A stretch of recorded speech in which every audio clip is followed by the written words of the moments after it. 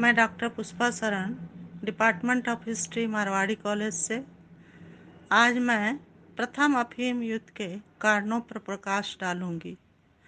यह UG semester 6 के DSC 3 के से रिलेटेड है।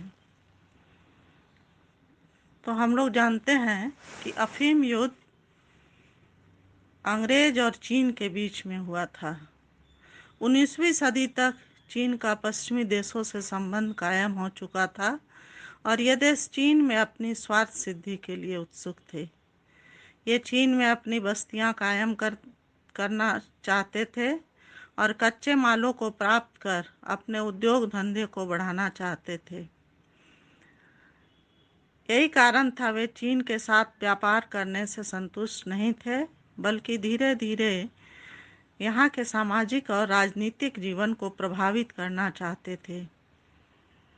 चीन में व्यापार के लिए सहूलियत प्राप्त करने और चीन के बंदरगाहों को वैदेशिक व्यापार के लिए खुलवाने का श्रेय इंग्लैंड को दिया जा सकता है।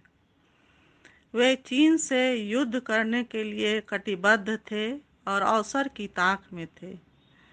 अफीम के व्यापार पर युद्ध करने के लिए उन्हें एक अवसर मिला। इसी को लड़ाई का आधार और बहाना बनाकर ब्रिटेन ने चीन के साथ युद्ध किया। अफीम युद्ध का प्रश्न युद्ध के लिए अवसर बना। यह दोनों के बीच लड़े गए युद्ध का वास्तविक कारण नहीं था। इसके कई कारण ऐसे थे जो इसके जड़ में थे। ब्रिटेन और चीन के बीच 1839 में होने वाले युद्ध के वास्तविक कारण कुछ अन्य थे, जिसमें इनको हम लोग स्पष्ट रूप से देखेंगे कि भीतरी तह में क्या बात थी। जिसमें पहला हम मान सकते हैं कि राजनीतिक साम्राज्यवाद की स्थापना की लिप्सा। इस युद्ध का असल कारण राजनीतिक साम्राज्यवाद की स्थापना की उत्कट लिप्सा थी। ब्रिटेन साम्राज्यवादी देश था और 19वीं सदी के पूर्वार्ध तक विश्व के अनेक देशों पर अपना अधिकार कर लिया था, लेकिन उसकी साम्राज्यवादी लिप्सा अभी अतृप्त थी। इसकी तृप्ति के लिए वह चीन पर गिद्ध दृष्टि जमाए हुए बैठा हुआ था। इस युद्ध का दूसरा कारण आर्थिक साम्राज्य का विस्तार करना भी था।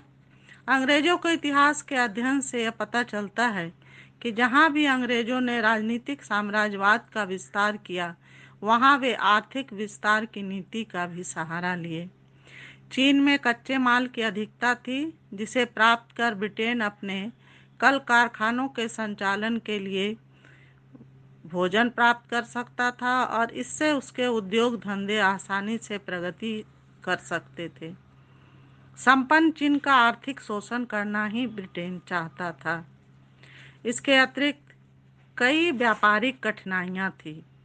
ब्रिटेन यह अच्छी तरह जानता था कि जब तक चीन से युद्ध नहीं किया जाएगा, तब तक मंचू सरकार व्यापारिक सहूलियत नहीं दे सकती है। इन्हें अनेक प्रकार की कठिनाइयां थी। ये केवल कैंटन से ही व्यापार कर सकते थे। कैंटन में इन्हें ठहरने तक का अधिकार नहीं था और इन्हें मकाओ चल देना पड़ता था। इसके अतिरिक्त अंग्रेजों को कोहंग से ही व्यापारिक संबंध कायम करना था। कोहंग व्यापारिक संस्था थी। चीन के अन्य व्यापारियों के साथ ये व्यापारिक संबंध कायम नहीं कर सकते थे। व्यापार के निरीक्षण के लिए जिस ब्रिटिश एजेंट की नियुक्ति होती थी, उस एजेंट को भी चीन की सरकार सम्मान नहीं देती थी। इसलिए ब्रिटेन चाहती थी कि चीन को युद्ध में परास्त किया जाए और चीन में सारी सुविधाएं ली जाए। और एक अन्य महत्वपूर्ण कारण यह भी था कि संप्रभुता की मान्यता का प्रश्न था। चीन ब्रिटेन युद्ध का एक अत्यंत महत्वपूर्ण कारण संप्रभुता की मान्यता थी। चीन की सरकार विदेशी व्यापारियों द्वारा अपराधों के निर्णय के समय अपने कानूनों को लागू करते थे, इसे ही मान्यता देते थे। लेकिन चीन में रहने वाले ब्रिटेन के व्यापारी चीन के कानून की अवहेलना करते थे और अपने आप को बाहर समझते थे। जब कभी चीन में कोई अंग्रेज व्यापारी अपराध करता तो उसके अपराध का निर्णय चीन की अदालत में नहीं होता था, बल्कि ब्रिटेन की अदालत में होता था। इसलिए चीन की सरकार ने यह घोषणा की कि अगर कोई भी अंग्रेज व्यापारी चीन में किसी प्रकार का अपराध करेगा तो उसे चीनी अदालत से निर्णय लेना पड़ेगा और चीन की पुलिस को उसे कैद करने का अधिकार होगा।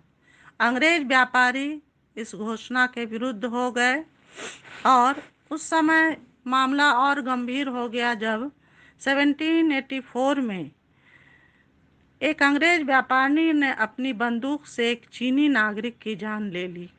चीन की सरकार इस अंग्रेज हत्यारे को चीन के कानून के अनुसार दंड देना चाहती थी, लेकिन अंग्रेजों ने इसका विरोध करना शुरू कर दिया। इसके बाद ब्रिटिश सरकार ने 1793 में एक मिशन चीन भेजा। इस मिशन ने चीन की सरकार के सामने प्रस्ताव रखा कि वह कैंटन में बसी हुई अंग्रेजों की बस्ती को स्वशासन का अधिकार दे दे और अंग्रेज जाति के अपराधियों के अपराधों का निर्णय अंग्रेजी अदालत के द्वारा हो। तो इस मामले में भी हम लोग देखते हैं कि अंग्रेज चीन की बात को नहीं मानना चाह रहे थे। इसके अलावा अफीम के व्यापार ने इस युद्ध में छिड़ने में आग में घी का काम किया। 1834 के बाद अफीम व्यापार के चलते चीन और ब्रिटेन के बीच काफ़ी तनाव आ गया। जब लिन महोदय ने ब्रिटेन के अफीम की अनेक पेटियों को समुद्र में फेंक दिया और व्यापारियों को कैद कर लिया, तब समस्या और भी गंभीर हो गई।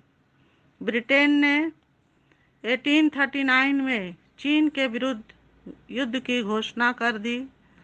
सच तो यह था कि यह न केवल अफीम का बल्कि किसी भी तरह का व्यापारिक संबंध चीन की सरकार विदेशों से कायम करना नहीं चाहती थी और न वह कृतज्ञ होना चाहती थी। इसी कारण के चलते दोनों देश में युद्ध आरंभ हो गया।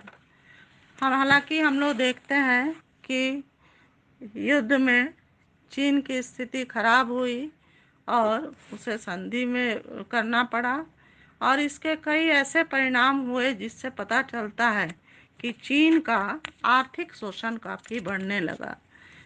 इसका सबसे बुरा परिणाम यह हुआ कि आर्थिक साम्राज्यवाद का चीन में बीजारोपण हुआ। अंग्रेजों ने चीन का शोषण शुरू किया। राजनीतिक साम्राज्यवाद की भी नींव पड़ गई। इसके अलावा प्रशासनिक संप्रभुता की भी सीमित की गई। इससे चीनी जनता ने अपने आप को काफ़ी कमज़ोर समझना शुरू कर दिया। विदेशियों की बहुलता अब काफ़ी हो गई। चीन में काफ़ी विदेशी नज़र आने लगे। कैंटन में उनकी बस्तियां बस गई। इस प्रकार चीन में अंग्रेज़ों ने कई तरह से चीन को प्रभावित करना शुरू किया।